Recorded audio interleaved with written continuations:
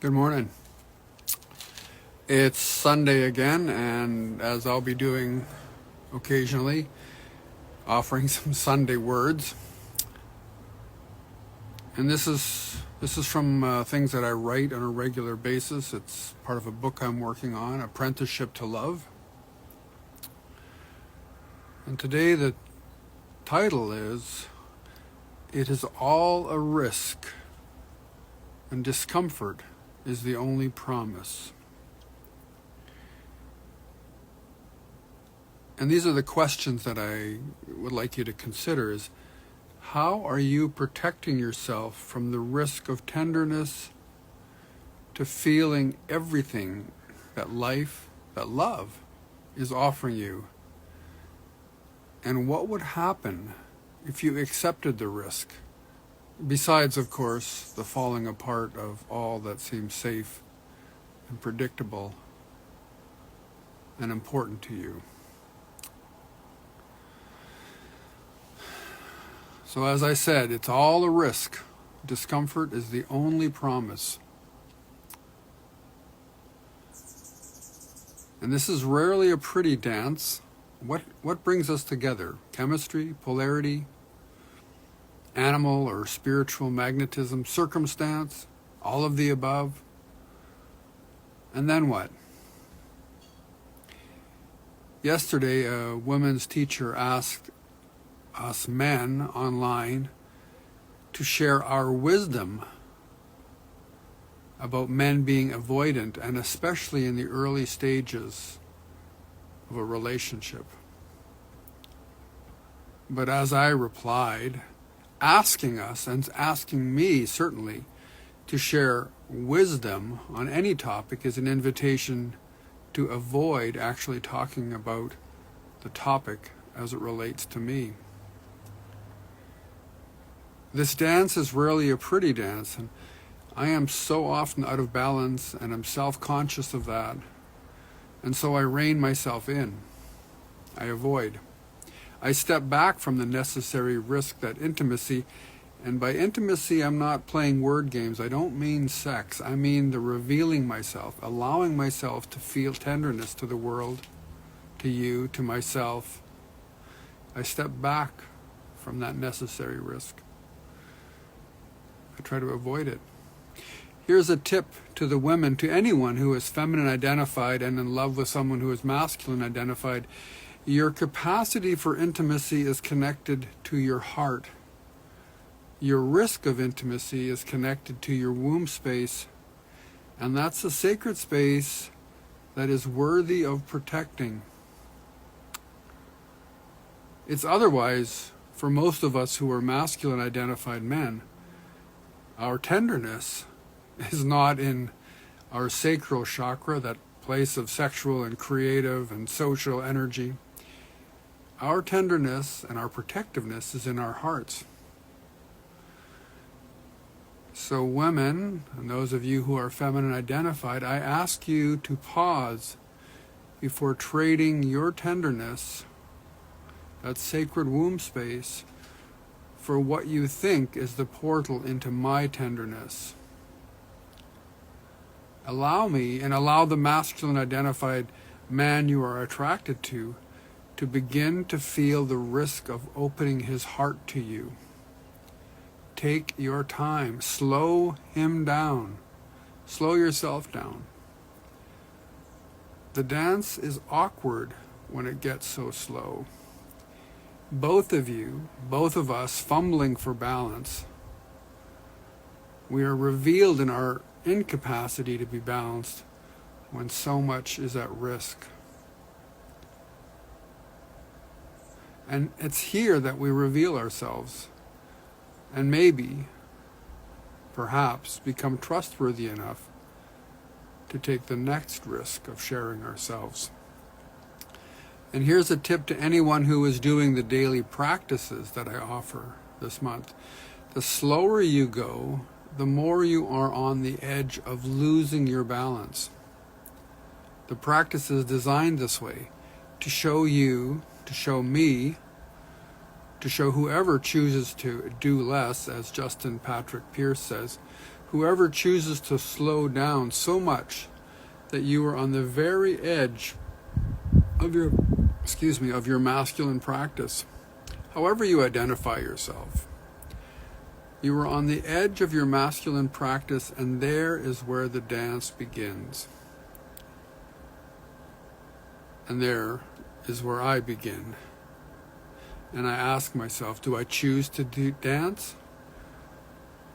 Or do I choose to sit this one out, to avoid what that feeling of out of balance, unprotected vulnerability brings me into? I was reckless, she said. Yes, I understand, at least some of that. And I know your heart knew something. And knowing something and being reckless with your unreasonable knowing, what I would call your intuition, you were able to give me something I needed. Something more precious than you can imagine, perhaps. A lifeline to life, again. A lifeline to love, again. It's all a risk, and most of my life, yours too perhaps, was and is spent avoiding risk, mitigating risk. To hold my heart open without any guarantees, certainly without conditions or clauses, because there is no such thing as unconditional love, there is only love. A bold and reckless willingness to open and experience the other and myself as fully as I know how, and all the rest, all this conditionality, all the clauses, well, all of that is apprenticeship, the learning of it, the failing of it. The only thing I can really trust is that this risk of love is a willingness to feel the vulnerability to life that is always and by necessity painful. It hurts even to imagine it.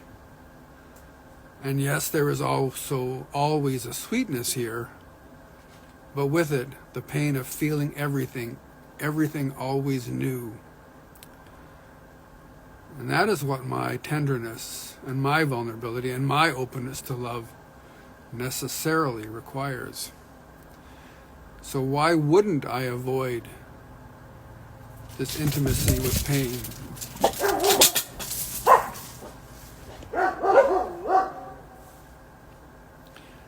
Why wouldn't I avoid this intimacy with pain? I am trained to defend, to protect. It goes against everything I was raised to be, to allow this pain to freely be in this moment with me and with us.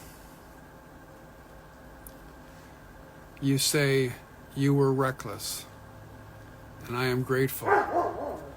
You suffered, and I'm sorry.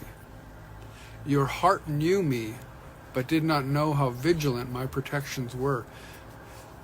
And for that I am forever sorry, and please forgive me. I have great regret that you suffered, that I was so afraid of the pain, that I so cleverly deceived myself into believing I was being present with, that I was being loving, that I was being trustworthy. I wasn't, and again, I am sorry. Please forgive me. And with these regrets, I fuel my willingness to risk it all, to feel it all, to see you and feel you and know you and hold you with my commitment, my constancy, my awareness. With all that your recklessness calls from me, I am here for you, for me, for this, for love. And yes, this is rarely a pretty dance. I am always falling through balance and afraid to reveal myself. But I persist. And from this falling, and through your suffering, and through my regret, I do not avoid the pain, but strive to make this my art, and to hold you safe, tight, to be trustworthy. And to demand less of you and of myself. Maybe by becoming less concerned with how I feel and how am seen as I necessarily fall through balance, stumble through tenderness. Maybe then I am more myself and more able to receive love, more able to give love, more able to love, perhaps.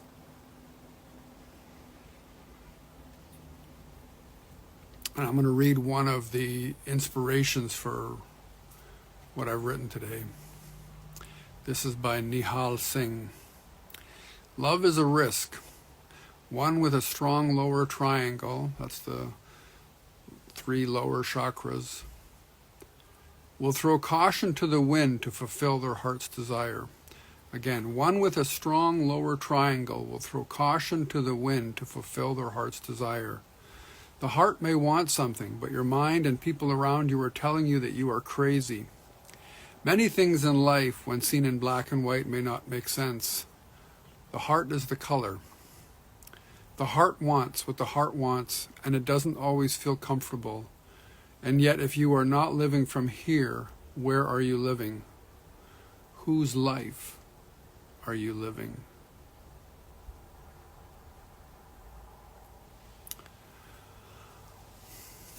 Thanks for listening. If you've got any questions, just wave at me here or send me a DM or an email at rev.hans@sacredbodies.ca.